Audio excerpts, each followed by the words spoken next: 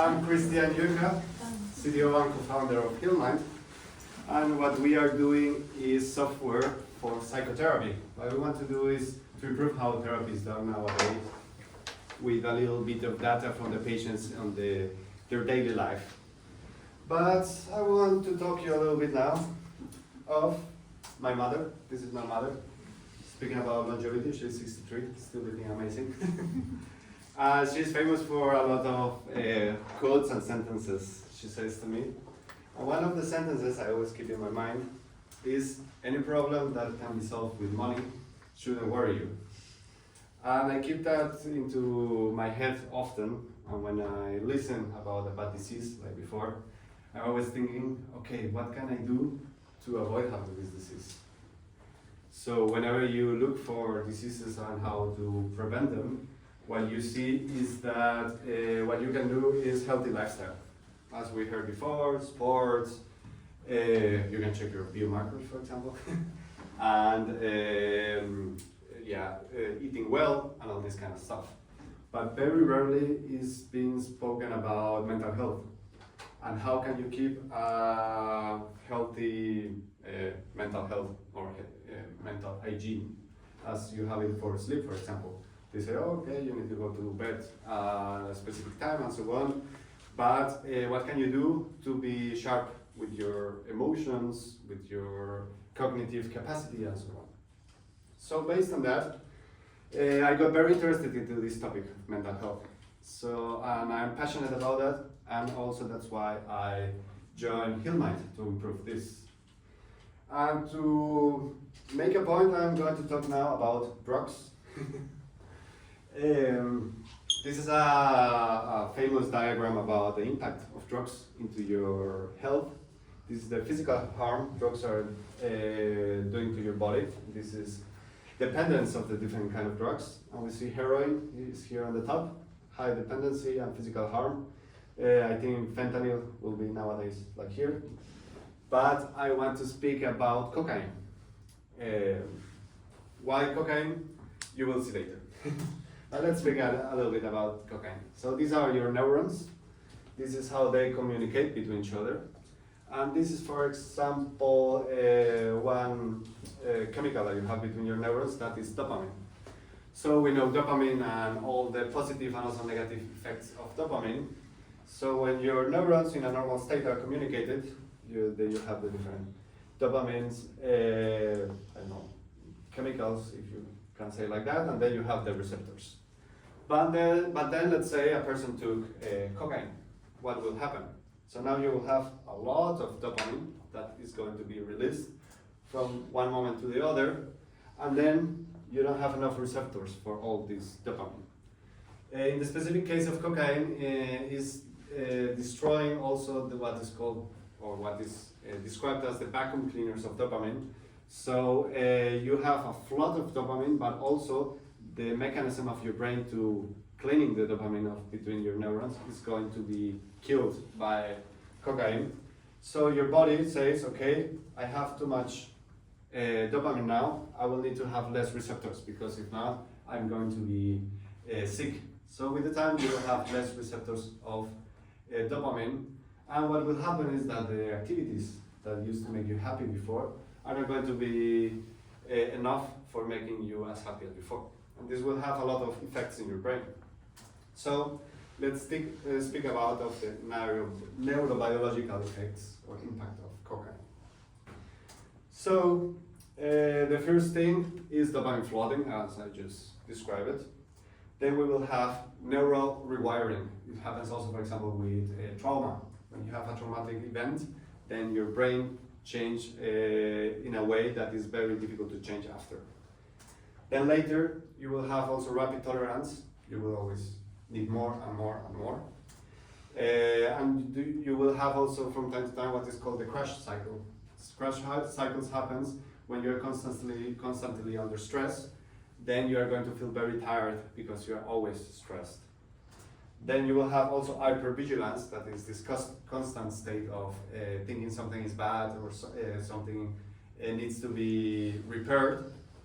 And that will cause you also, of course, of compulsive seeking. I always need more cocaine to be happy and so on. But now the point is, this is very bad for your brain, and the problem we have nowadays is also that exactly the same effects is being caused by social media.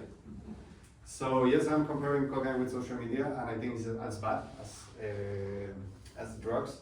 And I'm going to explain you why I think it's even worse than cocaine. First is that, like, from the neurobiological impact, is the problem of social network is that they have something that is called unpredictable rewards. This is what is causing these constant dopamine hits. And there are three kinds of rewards that you can have with technology. First is money, typically gambling. You know, we don't know, it's unpredictable to know how much money are we going to win when we are playing the lottery or when we are on these machines. Second, that is a very primitive one, is social validation. We used to live in tribes, and if your society validates you, that means that you are going to survive.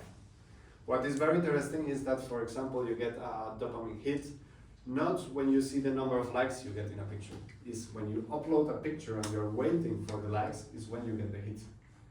Because you know what is going to happen, and this is creating the dopamine hit. You know, the sensation when you start observing it, uploading a picture of, oh, who is going to check it, then you check the app, oh, 5 likes, and you close it, then you open it again, oh, 7 likes. But what is happening before is what is creating these hits. Then another famous one is information or entertainment. So the cat videos, actually, they're not so healthy. They're also bad. And now we have a new kind of information that is creating addiction, and it's your favorite AI. Because it's also unpredictable what you are going to get as an answer. And there are people nowadays that they cannot stop chatting with ChatGPT or whatever AI they are using. So these are normally the three identified unpredictable rewards that are causing this constant hit of dopamine. Cocaine is creating a lot of dopamine flow in the same moment. Social networks in a repetitive way, a little bit smaller. But the effect at the end is very similar.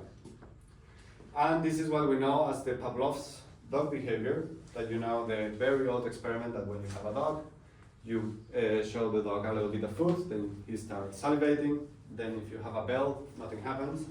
But as soon as you connect a bell with food, then you can start salivating as soon as you only hear the bell without seeing the food.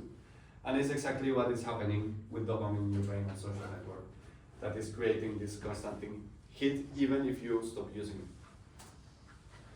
But the problem with social network is not only this neurobiological impact, it's the psychological impact. Because cocaine is just a chemical, you get it, it stops. But the problem of social networks is you are getting also a psychological impact that is caused by the information you are getting. Let me give you an example, for example.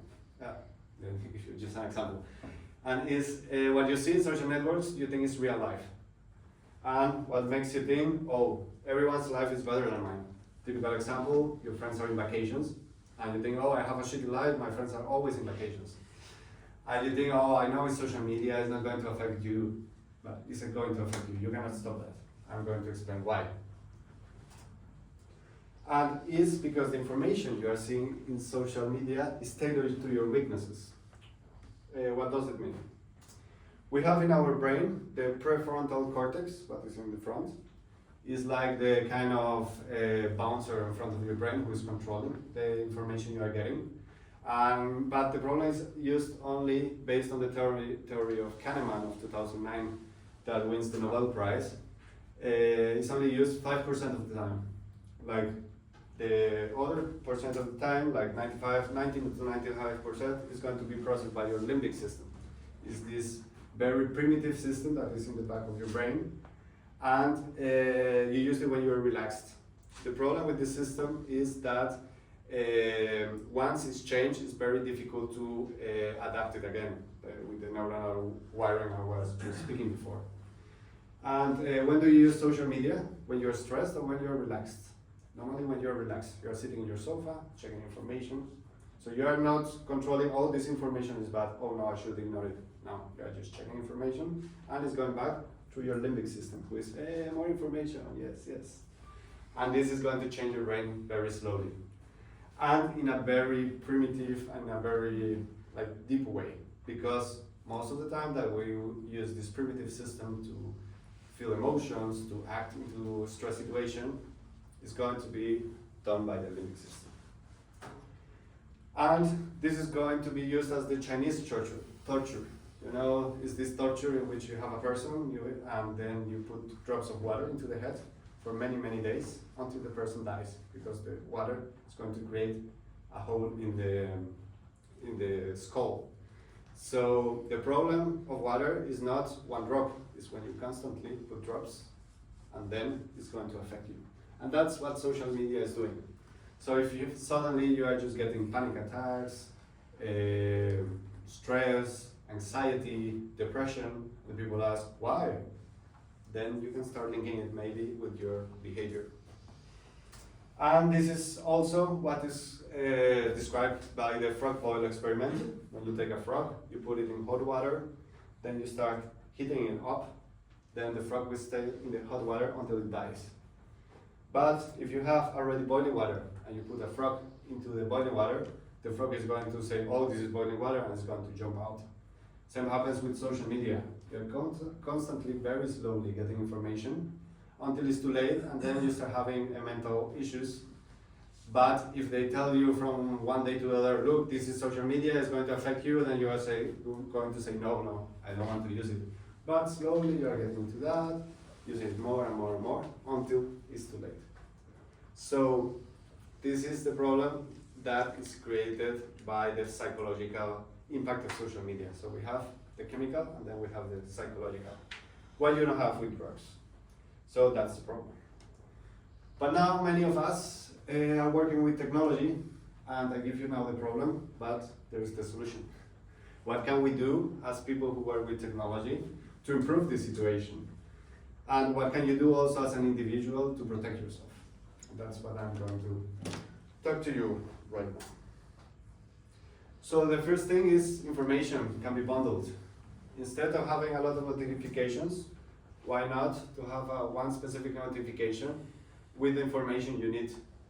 Of course, it's easy to program or to develop just notifications that are sent as soon as you get something important, but actually you can bundle them and send it together. Another thing we can do is actually this information, send it in predictable intervals. We learned already that unpredictable rewards are the ones creating addiction, but if I know that every day at 6 p.m. I'm going to get an email with important things about, I don't know, my social networks, my product or whatever, we're going to help the people to be less addicted to our technology. Then also, notifications can be now classified depending on the people who send it. So normally, now with WhatsApp, for example, you can say, I want to get only notifications from my mother, from my wife, from my lover, or whoever is important to me, and the other notifications deactivated. That's something you can allow if you program it, but you need to do something to make that possible. Also very important is we need to make an habit the qualitative research. What means qualitative research compared to quantitative? Quantitative is just you take the number of users, you know how many people are using it, and then you prove your numbers. But qualitative is when you go on the field and you see how the people are using your product. And it's very important to make an habit, like every day, not every day is too much, but every 2 weeks, just meet your users, unlike politicians that they normally need to go to the field to see what is happening with the regulations they do. It's important that you, as a person who works with technology, go and observe constantly what your users are doing, because like that you will get a real perception. Normally, a better conversion of your technology products doesn't mean happier users. And I see it now, for example, with LinkedIn. I hate LinkedIn now because it's not a social network. I wonder of the ethics of the person who are improving the algorithm. How is it?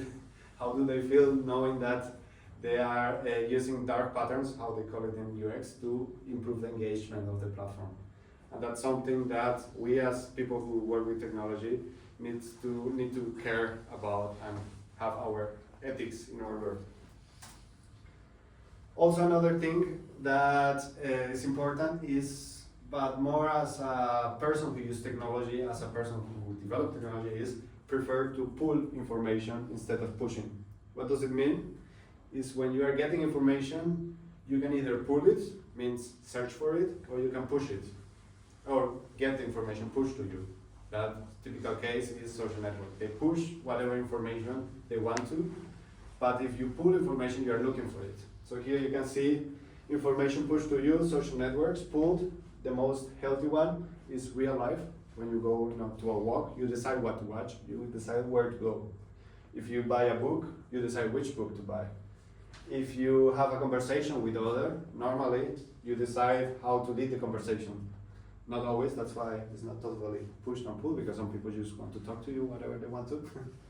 But you have also AI chats that I know how far nowadays is going to be pushed or pulled to you, because AI answer to your questions, but nowadays also the LLMs are going to be modified depending on the questions to give you more advertising and so on. But there is a line, and from this line is information I don't recommend, like online news, television, and so on. And the more tailored the information is to you, the more unhealthy is it to you. So at the end, real life information is better. And also, very important for you as a person, and also when you do products, is to prefer and offer often sync live communication. A live conversation is 100% better than asynchronous text messages. For example, email, we like to send emails because it's easy to check. But I always say, at least prefer a voice note, and if not, prefer always a call, and the better option is a voice call. So it's nice if you can offer nowadays to your customers sync live communication options, meetups or video calls and so on. And with this, I hope you stay healthy and you get a good background to improve the technology you're doing or your usage of technology. Thank you.